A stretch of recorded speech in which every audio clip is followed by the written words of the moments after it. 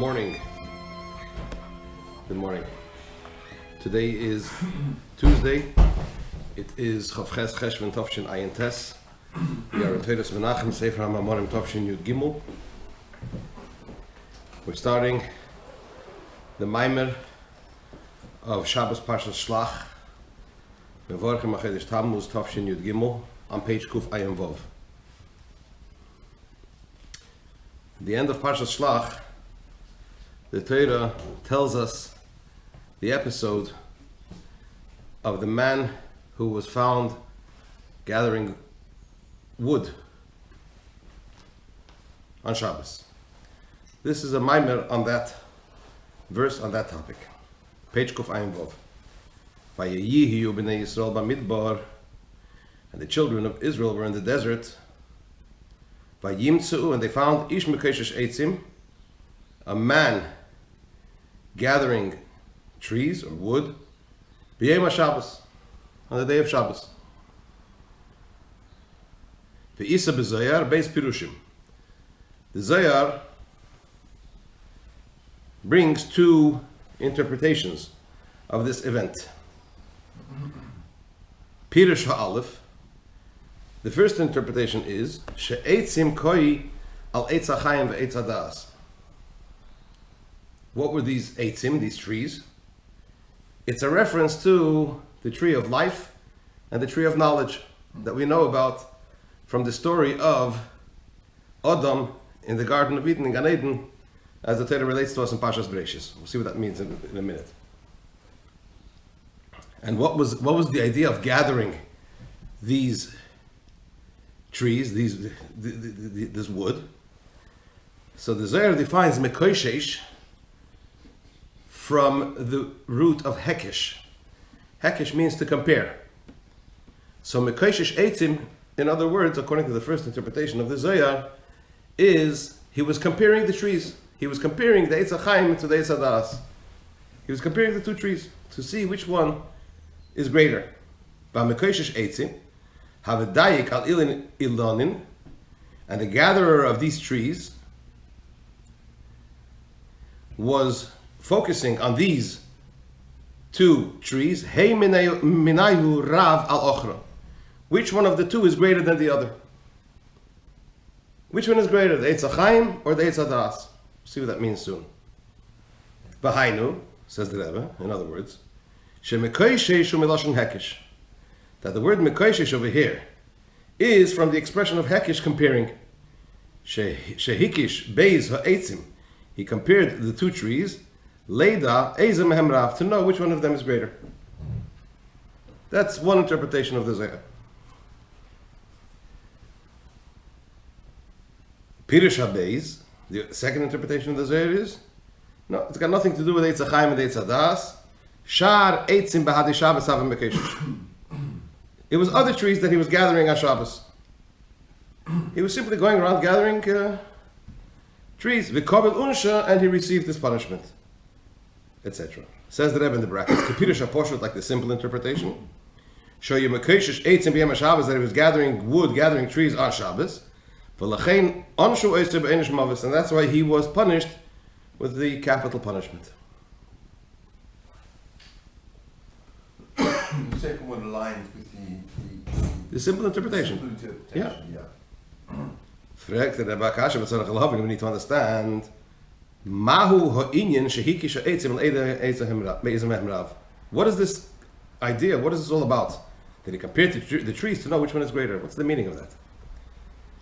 Question number one. Point number two, question number two. Umahi hashayches shel pirush zeh laha pirush haposhut. And what is the connection between this interpretation, that he was comparing the Eitz HaChaim to the Eitz HaDaas, the tree of life to the tree of knowledge? What's the connection between that and the simple definition of the pasuk, of the words, which means that he was simply gathering trees? We also need to understand, says the Rebbe, diuk haloshen, the choice of language, mekoshesh eitzim b'yom Shabbos, the way it's phrased. Why is it phrased that they found, the children of Israel in the desert found a man gathering trees on the day of Shabbos? The l'chura, it would seem the verse should have first stated that it happened on Shabbos. And then on Shabbos, they found them gathering trees. Why? What's the main point over here? Gathering trees is not a terrible thing. If it's on Shabbos, then it's prohibited. So therefore, the pasuk should emphasize first that it was on Shabbos, and he was gathering trees on Shabbos. From the fact that the pasuk first states that he was gathering trees, and only following that, the pasuk tells us that it was on Shabbos. Mashma, it seems that the main stress is that the main stress is on the fact that he gathered trees. That in itself, that it was on Shabbos, seems almost secondary to the fact that he was gathering the trees. In other words, let me phrase the Rebbe's question differently. If the only issue was b'yom haShabbos, that the gathering of the trees was on Shabbos, or let me put it the other way around, from the fact that the pasuk states mikoshesh eitzim, that he was gathering trees before telling us that it was on Shabbos, seems to emphasize that the gathering of the trees itself was an undesirable act, right? And that seems to be also in line with the first interpretation of the Zohar, that the problem was the comparing of the trees. So that's the point that I was building to. What was this idea of the gathering of the trees? What's this all about? Well, chapter 2. To understand this, we first need to preface Inyan Eitz Hadas. What is the idea of the tree of knowledge? What's the problem? It says the Rebbe the Hine, Betargum Yerushalmi, in the Yerushalmi Targum, it's one of the translations on the Chumash. We know we have Targum Onkelos. There's also Targum Yenis and Ben Uziel. There's a Targum Yerushalmi. So in the Yerushalmi Targum Isa, over there he brings concerning Eitz Hadas in Bereshis. The Targum Yerushalmi says, why was it called Eitz Hadas, the tree of knowledge? Knowledge of what? So he says, Ilan Daita. It was a tree of knowledge, meaning to say, Kol man da'ochel minei, whoever eats from this tree, mafrish ben tav lebish, can differentiate between good and bad. That's why it's called Eitz Hadas, the tree of knowledge, because it allows one to discern. If one would eat from it, one would be able to discern from the desirable and the undesirable. If that's the case, move on. According to this interpretation, it's not understood. Mahu geidel achet achila me'etz hadas. Why is eating from the tree of knowledge such a big sin? On the contrary, at kedekach, says that to such an extent, to such an extent is it prohibited. It's such an undesirable, terrible act that because of eating from it, man was punished by einish misa, with the punishment of death, for himself, for his offspring after him, up until the time when Hashem will remove the spirit of impurity from the face of the earth, as the Navi says in Zechariah, which means when Mashiach comes. What's so terrible about eating from the tree of knowledge? To know the difference between good and evil? To the contrary, the Lechura, the Rebbe says, it seems, being that whoever would consume of this tree would be able to differentiate between good and bad. Not only isn't it a sin at all, not only isn't it a sin, on the contrary, the whole point of our service of Hashem, the whole purpose of our service of Hashem is to differentiate between good and bad. So why should eating from the tree of knowledge be such a terrible act? On the contrary, it would seem that it's something which is desirable. That's the whole point of what we're doing here. So from the fact that it is a sin, and not only something minor, but to the extent that it brought death into the world up until the time that Mashiach would come, or move on mizeh, from this is understood, from this is understood that the tree of knowledge in its own right is indeed within the levels of holiness. Why? Because as the Targum Yerushalmi says, just quoted, because whoever consumes of it is able to differentiate between good and evil. Which is indeed the entire general idea of serving Hashem. So what's the problem? It's just that through a myriad of descents, going through the chain order of descents, what could come about from it is something negative, something bad. Hishtalshlus means when the divine energy, divine light, goes from one level to a lower level, and in each level it becomes more and more contracted. Right? So therefore, through a myriad of Ishtalshalus, through the Kedusha going through so many levels of descent and reduction, something negative could come out from it, from the Eitz Hadas. And that's why it's a problem. In this context, is he talking about prior to its construction? Oh, Zog the Rebbe say. So the Rebbe concludes. Based on this, that we just said, that the Eitz Hadas in its own right is something that allows the person to differentiate between good and bad. It's just that through Riba Yishtalshlus, through a myriad, multitude of descents, something negative could ultimately result from it. What's the conclusion, therefore? That indeed the Eitz Hadas, Shehoye Began Eden, the tree of knowledge that was situated where? In Gan Eden, in heaven, in the Garden of Eden.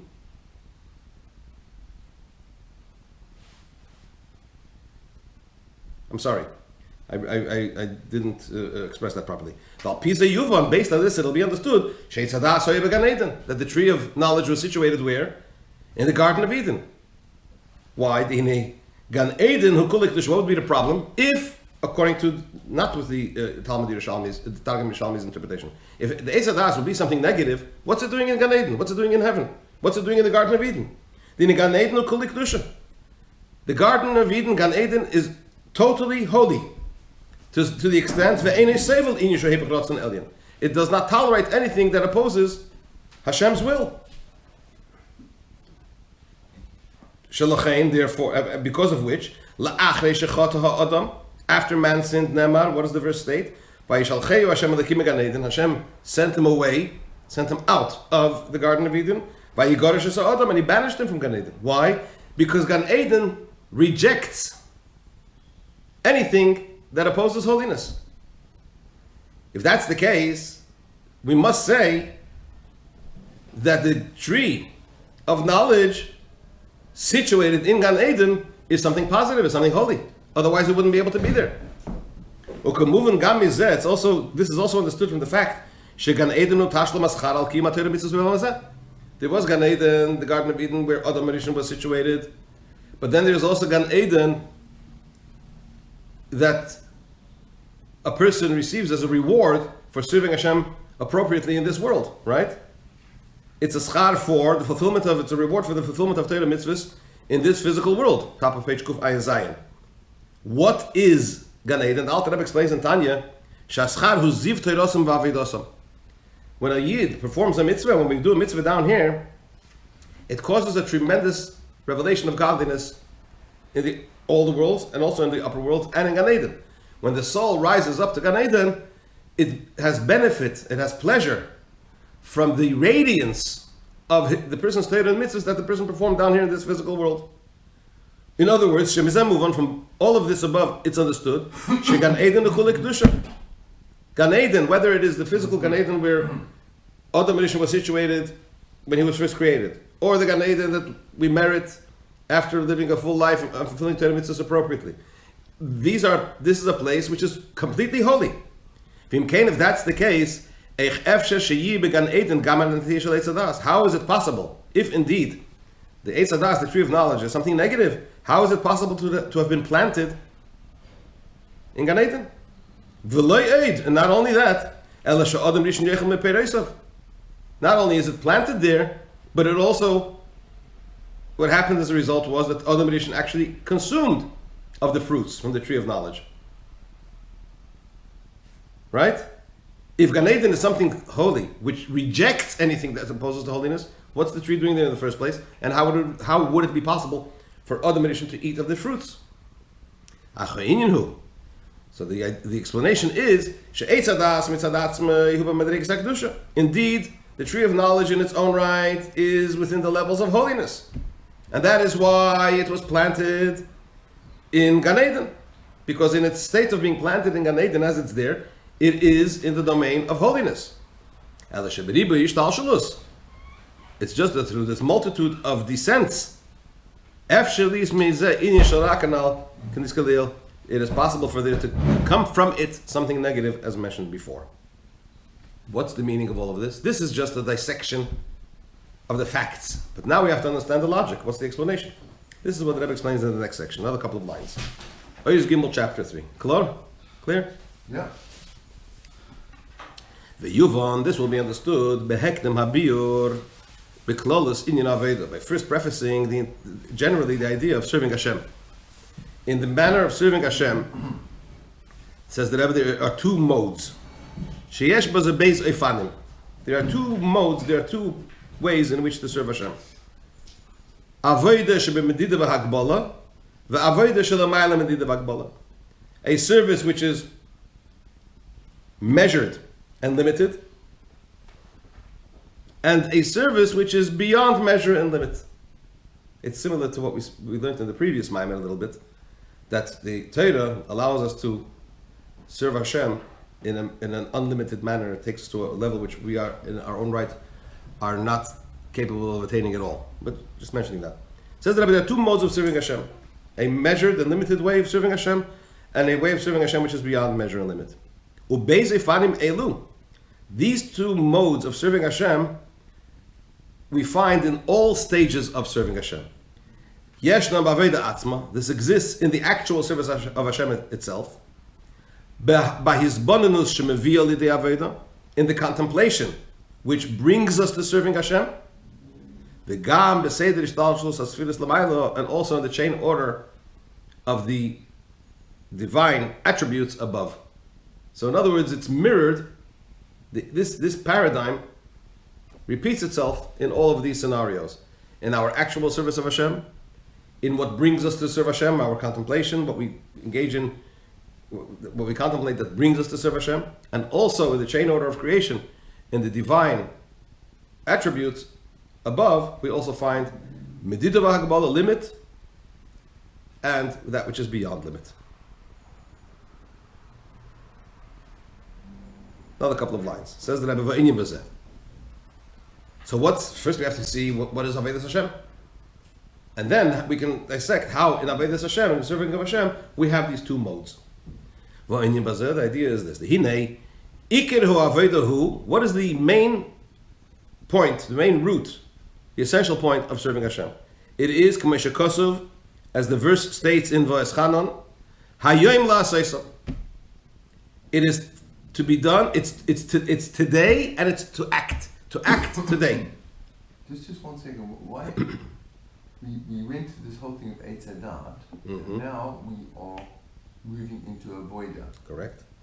How are we showing that avoida is connected to the questions that we posed in the first paragraph? Because he said like this. The Targum Yerushalmi says, he started off by asking the questions on the Mekoshesh Eitzim, the gatherer of the trees, where the Zohar states that it has to do with him comparing the tree of knowledge to the tree of life. Right? Those are the trees. From there he went in first to let's analyze what is the tree of knowledge. Let's try to understand the Zohar. So now let's try to understand what's the tree of knowledge. Right? The Targum Yerushalmi says that the tree of knowledge had the quality that if somebody consumed of it, one would be able to discern between good and evil. So the Rebbe said, what's so terrible about that? Why was man punished because of that? It would seem not only is it something undesirable, it would seem that it is something very desirable. Why? Because the whole purpose, our whole purpose is to do what? Is to serve Hashem. To serve Hashem, we have to be able to discern between good and evil, between good and bad, what's acceptable, what's unacceptable. So it seemed that the tree of knowledge assists us in that. So why was this such a terrible sin? Right? They didn't really know that. They just went and this was so to say in a hush. But Hashem knew it. Why did Hashem command him not to eat from it? Why did he give him a commandment not to eat from it? But the reason that they will sin or did the sin, it was really for trying to... They tried to give an answer. because I'm waiting because I think there's something at the end. I have a Right. question. Okay, I mean, there are many answers, but the Rebbe is focusing on this point, right? I mean, the Arizal says that it caused a mixture of Klippa and Kedusha. Let's see how the Rebbe develops this, right? But I'm following on from what you said. So in other words, it would seem that Eitz Hadas, the eating from the Eitz Hadas, shouldn't be something negative. It seems to go directly, it's directly aligned with what our purpose in this world is. To serve Hashem, meaning to say, to discern between what's acceptable, things in which we should engage, and what's not acceptable, things we should stay away from. And the Eitz Hadas seems to be the formula to achieving that.